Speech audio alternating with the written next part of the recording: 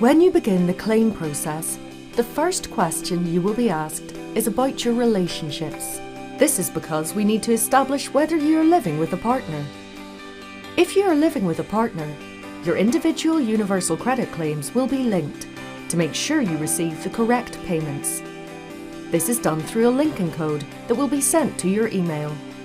We only do this if you are living with your partner. Once your relationship status has been established, you will go on to the next stage, which is your to-do list. On the left, you will see a number of headings. When you click on these, you will be asked to answer a series of questions under each heading. When you have answered these questions, the heading will disappear.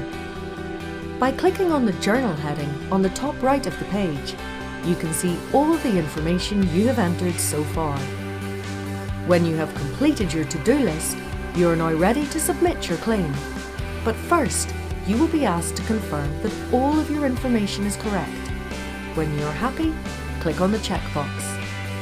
Next, you will be asked to accept the commitment you are agreeing to when making a universal credit claim. Again, you must click on the box.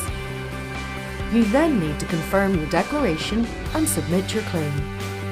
At this stage, you will be asked to complete a short survey.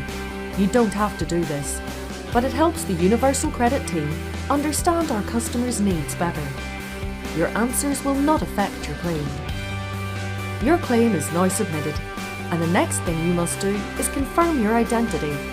You can do this online or by calling into your local Jobs and Benefits office. You will need to provide one photo ID, such as your passport, one proof of address, for example, a recent bank statement, as well as one other proof of your identity, such as a recent gas or electricity bill in your name.